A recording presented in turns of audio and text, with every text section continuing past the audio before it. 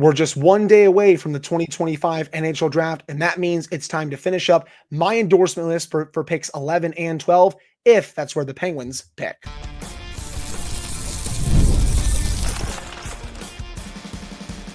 You're Locked On Penguins, your daily podcast on the Pittsburgh Penguins, part of the Locked On Podcast Network, your team every day. Hello and welcome back to another episode of the Locked On Penguins podcast. I am one of your hosts, Hunter Hodes. You can follow me on Twitter at Hunter Hodes, joined by my co-host, Patrick Damp. You can follow him on all social media platforms at Send Them For Wet. You can follow the show's Twitter at LO_Penguins, and you can follow the show's Instagram account at LockedOn_Penguins. Of course, thank you all so much for making this your first listen / watch of the day. We are free and available on all platforms. Pat, my friend, the 2025 NHL Draft is just one day away. We've seen some action already. JJ Peterka got traded late Wednesday night. We saw the Trevor Zegras trade, but right now, everyone's just kind of anxious for everything to go down on Friday. I kind of compare it to what Gandalf said to Pippin in Return of the King for Lord of the Rings when Sauron is about to attack Minas Tirith. It's the deep breath before the plunge. And again, I got my wonderful Sauron tattoo right here. I don't know if everyone has seen it before, but there it is. If you're watching on YouTube, there it is right there. Had to nerd out a little bit to start out today's episode, but we're finishing up my endorsement list for picks 11 and 12. And these two players, I've talked about them a little bit on the show before, and I'm excited to do even more of a breakdown for them. Let's start, though, with Arizona State's Cullen Potter, one of the most fun players that I had the chance of watching throughout this season. First thing that jumps out, Pat, is his speed. The skating is through the roof. It reminds me so much of Carl Hagelin, except I think Cullen Potter has a bit more offensive upside than Hagelin. I mean, we obviously saw what Hagelin did for the Penguins. We saw what he did throughout his career. When I watch Cullen Potter, I see Carl Hagelin speed. He is flying up and down the ice. It is an absolute treat to watch. He finished this season 13 goals, 22 points in 35 games. The first clip I actually ever watched of him for the tape was when he was coming in on an on-man rush, looked like he was going to risk the puck, but he dangles the goalie, skates off, roofs a backhand. That was also his first collegiate goal this past season. It was really disgusting. And there's another play that really stood out to me during the tape that I watched. Coming down the left side in the offensive zone, defenders all over him. He dances right around him because of that skating ability with a nice little puck move and fires it chop cheese past the goaltender. Both of those plays, those were like the two cherries on top for me for him throughout this season. Again, he can fly like the wind. Absolutely tremendous skater. I think one of the best skaters that I watched in this year's class. One thing, though, that I think he needs to be better on, playmaking ability. Only 9 assists this year, though I understand it was his first collegiate season at Arizona State. But I want to see him work more on his playmaking. I want to see him be a bit better as a passer. I like the shot. I like the skating. But if he can add a bit more to his game as a playmaker and also play a bit better away from the puck, I think he can be a solid contributor in the NHL. He's definitely going to be available to the Penguins at 11 and 12. I have not seen anyone mocking him in the top 10. I would be very stunned if he went in the top 10. So he's definitely an option if some of their potential targets that are higher on their board are already gone. I like this player a lot. I am not as excited about Potter as you are. I can't disagree with anything that you said. He is extremely fast. He is one of the best skaters I've watched footage on over the past couple of weeks. And the problem I see with him is that I need there to be more to his game. He's solid defensively. I don't think there's any issues there. I think it needs to be a bit better. I think his two-way play could use some improvement. The play away from the puck, I think, could be a little bit better. But you're right. What I'm going to say is going to kind of feed into everything I'm saying is his speed makes up for a lot of deficiencies in his game. He doesn't have a ton of deficiencies. I'm not going to pretend like a kid who is 18 years old, just played a year at Arizona State, is a completed product. He's far from it. But I need his game to become more complete when I look at this player. The speed makes up for a lot of things. He can beat defensemen to the outside and cut to the middle with the best of them. And that's a great skill to have because if you don't have the skill, if you don't have the IQ, which again, I'm not saying he doesn't, but if you can just blaze past guys, that makes up for a lot. The problem is I look at him and I have the same concerns you do. The play away from the puck needs to improve. The playmaking ability, especially as a center, which is what he is he can do both, but he is mainly a center. You have to be a better puck distributor if you're going to be the guy in the middle, whether it's in the defensive zone for the breakout, whether it's making plays through the neutral zone, or even setting things up in the offensive zone.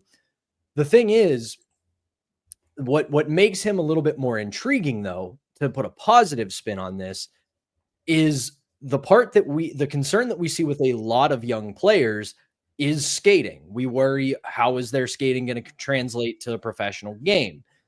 Potter's speed shows us that he just needs to work on some agility.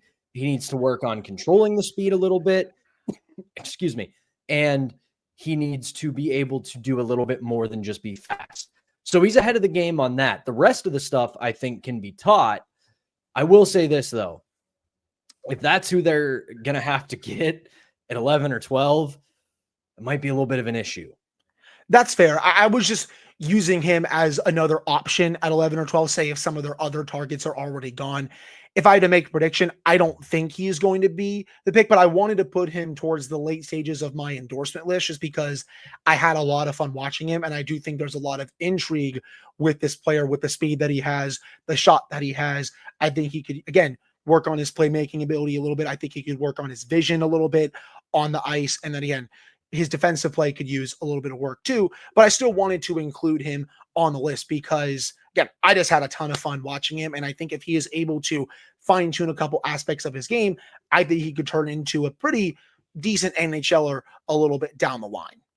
Yeah, for sure. Like I don't want that to come off as I think he's bad or not worth a pick. Yeah. I think that if you're in the position where you got to get him, where you get him at 11 or 12, it's a little bit of a reach. At the end of the day, though, like I said, the biggest concern that we often have with young players coming out of the draft is their skating ability. Are they going to be able to keep up with the pro game? Are they going to be able to skate the way you need to when you get to the professional level? And I look at a player like Potter, who already has blazing speed. You watch his tape from the NCAA game, he's the best skater by a mile on the ice, regardless of who he's playing against, regardless of who's on his team. So that does set him apart from a lot of prospects, because we talked about it on this show endlessly with Rutger McGroarty, a guy who we liked a lot of aspects of his game and still do, but he needed that time in the American Hockey League to become a professional level skater, to get his skating up to the ability where he could play at the NHL level. The thing I look about, it's the inverse, as I said, for Potter. The skating's there, the speed is there. If he can round out the other parts of his game and develop correctly, this is absolutely a potential useful NHL player, a good middle six forward, if the rest of that part of his game develops.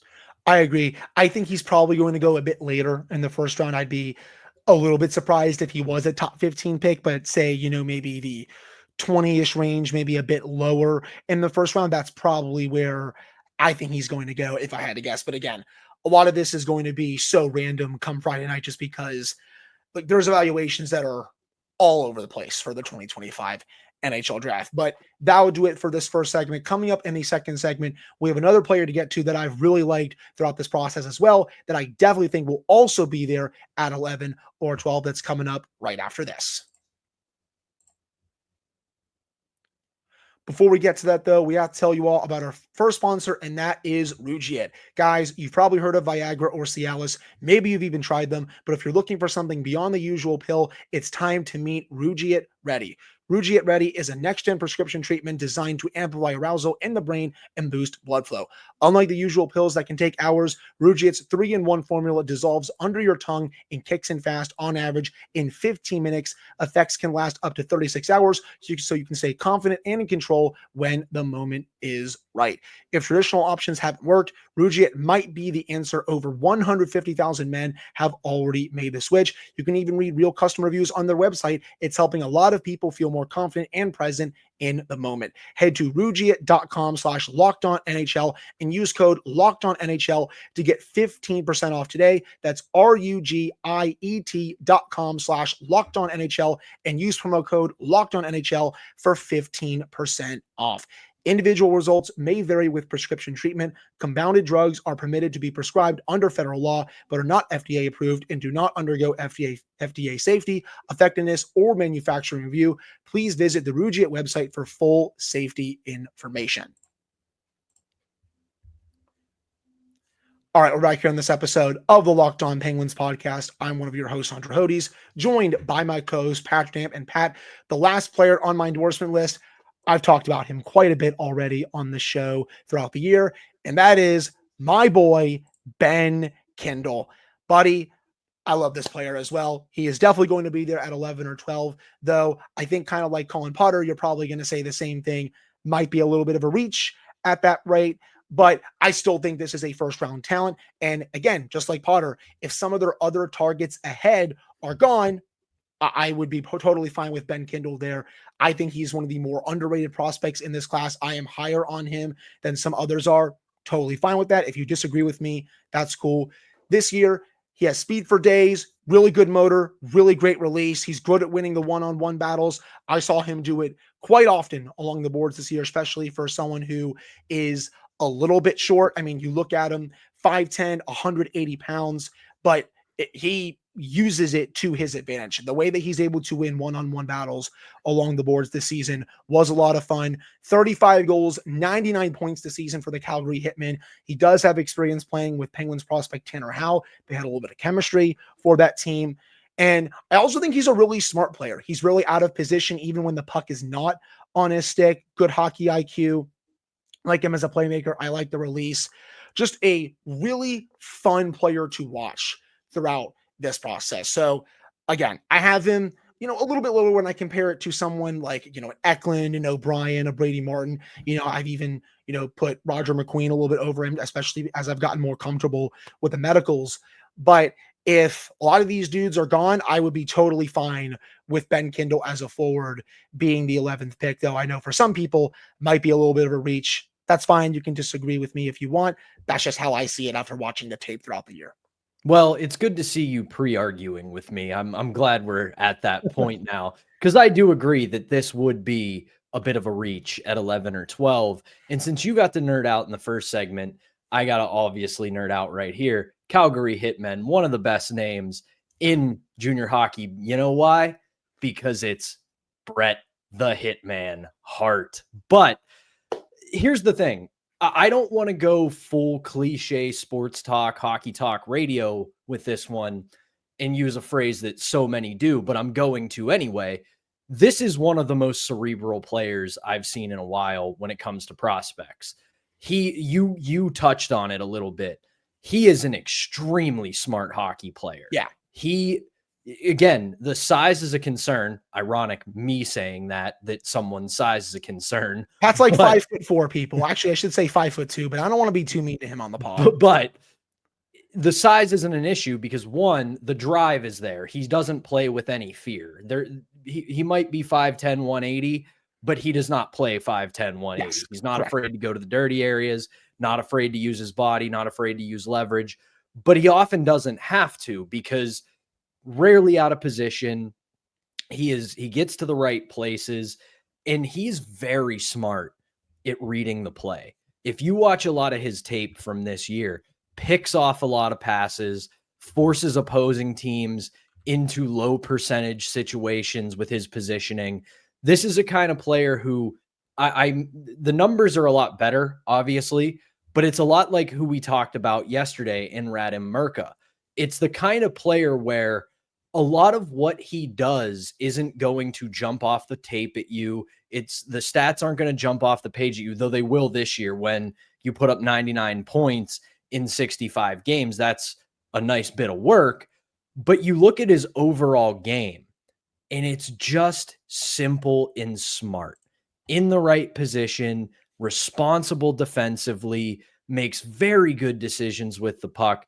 And while I don't think this is a good pick at 11 or 12, I will add this caveat to it. You could do a lot worse. This is a player who you're going to get an honest effort out of. You're rarely going to worry about. If he develops correctly, it might not be the most productive player in your lineup, which that's a bit of an issue that the Penguins are eventually going to need to address here over the next couple of years, because you're not, at least right now, you're obviously not going to have another Sidney Crosby come along, Evgeny Malkin, et cetera, et cetera. So eventually you're going to need a game breaker. But this is a player who you're never going to worry about being a liability. He is a player who knows how to play the game, plays it extremely smart and extremely efficiently. At the end of the day, I have these two players on my endorsement list, and they would be totally fine picks, at least for me. But I still have other players ahead of them who I'm like, okay, these are more slam dunk picks. I wanted to add Potter and Kindle here, especially because I loved watching them and I see the skill set that they have. And B, in case something crazy happens and, say a lot of their other top targets are gone, you still have these two players there among a whole bunch of others, where if you take one of them, I'd be like, okay, I at least see the vision, even though they're not as high on my board as some of the other players we've already talked about, Eklund, O'Brien, Brady Martin, even a Roger McQueen, etc. I think they're going to take a defenseman with one of those picks, Kayshawn Aitchison, Jackson Smith, Radom Murka. We've talked about them as well. But these two players, they have unique skill sets that I do think can translate to the NHL if they are also able to fine-tune other aspects of their games. There is another player I put in my honorable mentions category, but I still want to talk about him a little bit. That is Justin Carbono of the QMJHL. Pat, I'm sure you didn't watch him that much this past season. I know, again, prospects aren't your biggest go-to thing. I love doing this for the Penguin-specific board, especially for the first round. And for those that want to know, I didn't do as much watching for, second round and beyond. I really wanted to focus this year on a lot of the players that will be available to the Penguins in the first round, just because that's just what I wanted to do this year. But for Carbono in the QMJHL, 46 goals, 89 points in 62 games. The offensive upside is very much there. I like the shot. I like the playmaking ability, but I think shot selection could use a little bit of improvement. And I think also his two-way game could improve a little bit as well. I know the Penguins have been linked to him a little bit. I expect him to be a first-round pick, but did just want to add him as an honorable mention to end the show. Do you have anything else to add before we get to our last segment? Excuse me. The thing with Carbono, and I'll just peel the curtain back a little bit for our viewers and listeners here, is Hunter does give me a heads up on the players he wants to talk about on his draft board, so I can prepare. So I'm not sitting here unprepared, not having watched film, not having read scouting reports on these players. Carbono is an interesting one to me because you can see the skill. You can see the hands. He's got silky hands. This kid is a magician with the puck. But the problem to me is, and I feel bad kind of being the turd in the punch bowl with a lot of these draft board guys, because this is kind of how we got to talk about it. We got to do the pros and cons. We can't hype every player up as the next one. The thing with Carbono for me at the end of the day is, what else can he do? Can you find other parts of his game? Because again, the thing I always come back to, especially when you talk about, especially a league like the Q is the epitome of all gas, no breaks.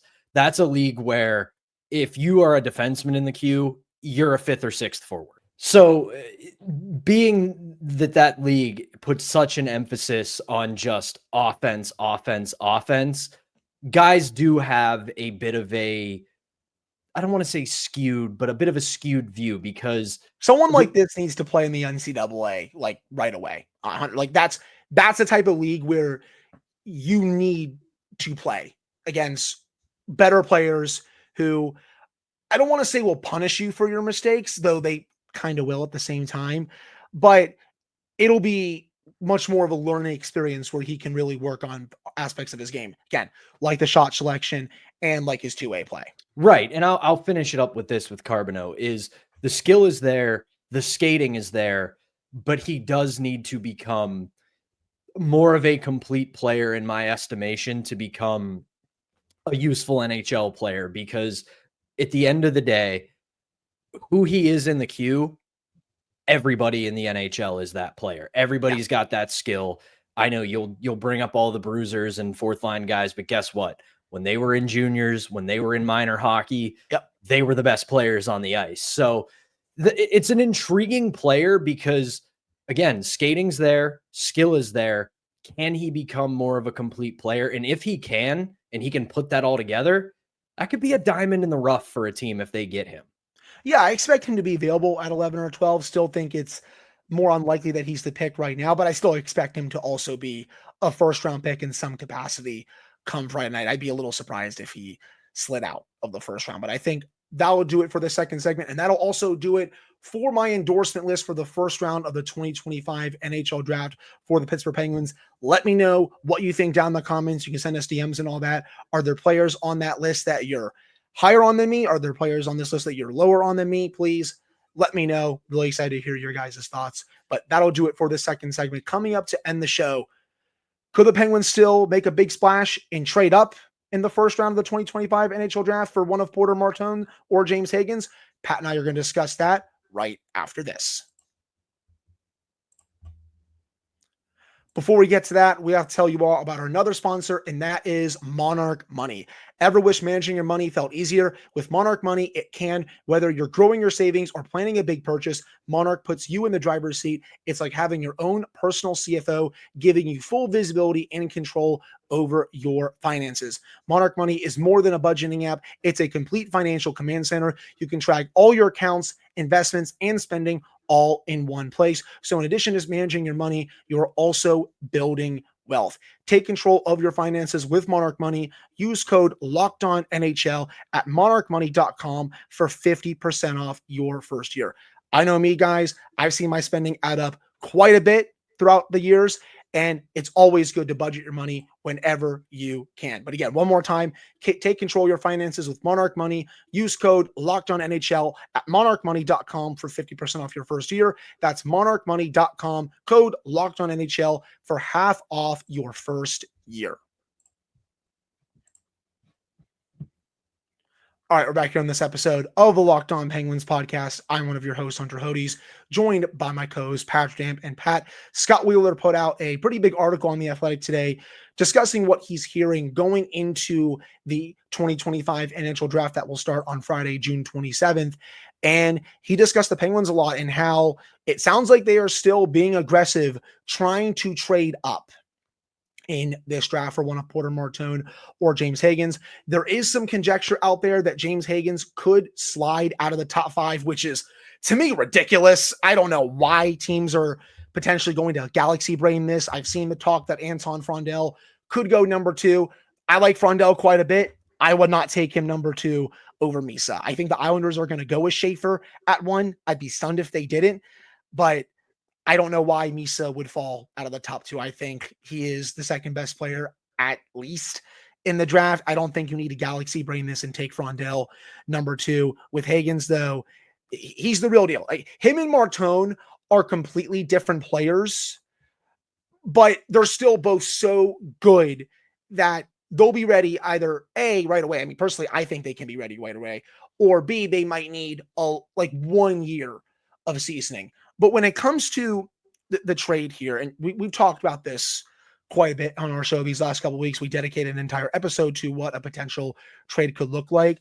Pat, I feel like for the Penguins, what they're thinking is we could trade one of the picks plus other things to move up to draft one of those 2 guys if possible, and then keep the other pick to take the next best player available. I don't think they're going to trade both picks to move up to take one player.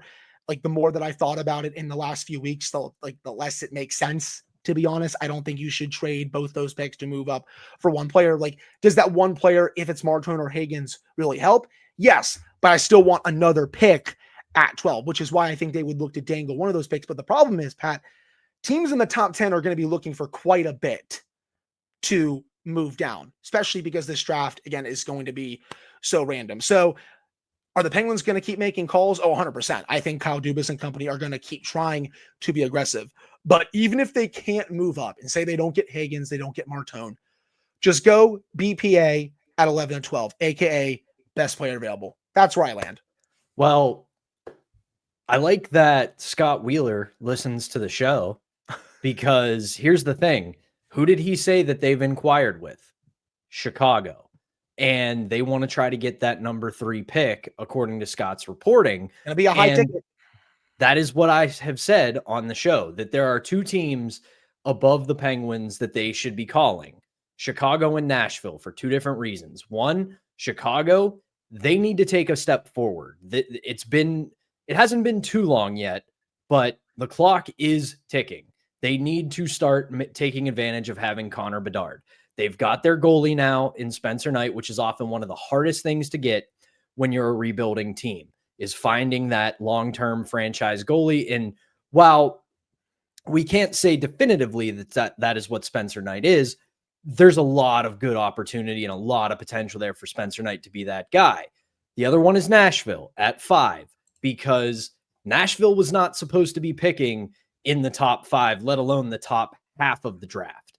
With everything Barry Trotz tried to do last offseason, that is a team that wants to be good and wants to be good now. And if you're picking 5th overall for no other reason than that's where you landed in the lottery after missing the playoffs, that's a GM you can take advantage of. So, and to your other point, I think that's the right way to look at it. Is this isn't going to be the Penguins packaging both picks and trying to move up for 2 different reasons. One, they're not enticing enough picks to get you up into the top 10 or even the top 5. 11 and 12 in this draft are fine. They're going to get you useful, even good prospects. Yes. But it's not a deep enough draft where, say if you're Chicago, say if you're Nashville, where you go, oh yeah, that's fine. Like we can live with getting those 2 picks. The other reason is it's the antithesis of what Kyle Dubas is trying to do right now. He is going for both quantity and quality.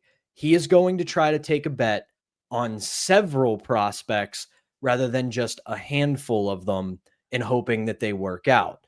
The more prospects you have in the system, the more likely it is that more of them hit and are useful contributors at the NHL level. And going off that, like, they want the quality to try and potentially trade up. That's why they're being aggressive by potentially dangling one of those 2 picks to go get, I think, one of the 4 best prospects in the draft in Porter Martone or James Higgins.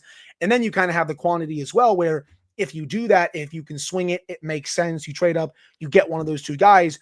You still have that other pick in the early teens where you can take another player, one of the 3 defensemen that we've talked about, another forward, maybe Victor Eklund slides down there. So you can kind of do both at the same time, but it has to make sense. If the deal doesn't make sense, even though they're trying to be aggressive, okay, no matter. You can just stay at 11 and 12, pick the 2 best players available, bing, bada boom. There you go. And here's the thing. You've got a potential Erik Karlsson trade if he's willing to go. And I doubt it would be Chicago. It might be Nashville. You've also got Brian Rust, but that's one of the things where your deal could be this and this for future considerations, and your future consideration is Brian Rust on July 2nd. But then you also have Rickard Rakell, who you've been trying to move. And here's the thing, I want there to be a king's ransom for Rickard Rakell, but I also look at it as if you can move into the top 3 or the top 5 of the draft and keep one of your 11th or 12th overall picks along with that 3rd or 5th pick, that's a good enough return for me, because at 3 or 5, like you said, you're getting a player who might be ready right away and can be in the Penguins opening night lineup, or it could be very similar to McGroarty and Koivunen, where they're not going to be ready on opening night, but come December, January, February, they're probably going to have achieved all they can at the AHL level. Time to move them up. So realistically, again, I come back to what I said on the episode when we found out that they were going to get the Rangers pick. They're in a good position no matter what. If they use both picks, they're going to get 2 players who are going to be useful. If they move up, even better. You're going to get a player who might be useful even sooner. So regardless of the outcome, the effort needs to be there. He needs to do his due diligence and try to move up. If he can't, like you said, Hunter, BPA. Well, Martone would have to go back to junior, or he can hit the NCAA, just because that's the thing now. Jackson Smith's going to Penn State. We have to see if Gavin McKenna is going to commit there. James Higgins, he already goes to Boston College, so he's playing college hockey. So just wanted to throw that out there as well for you, but I digress. But 100% agree at the end of the day. If you can't swing it, just take best player available and let the chips fall where they may. I'm really excited to see what happens going into Friday. And speaking of that, Pat and I might be going live for part of the first round of the 2025 NHL Draft here on YouTube. We're considering it. We'd have a little bit of fun for an hour, react to some of the top picks, see what the Penguins do, give our instant reactions. We are very much considering it. So if you see that notification, come have fun with us, have a beverage, and just vibe. We're very much considering going live for the start of the 2025 NHL Draft. But that'll do it for this episode of the Locked On Penguins podcast. Thank you all so much for taking the time to listen to / watch this one. Pat and I will be back with a fresh episode for you guys on Friday, and then potentially we're going to go live on YouTube Friday night for the 2025 NHL Draft. We're still finalizing things there, but hopefully that is going to be the plan. So again, for Patrick Damp, I'm Hunter Hodes. Thank you guys so much for tuning in. We appreciate it. We'll be back on Friday.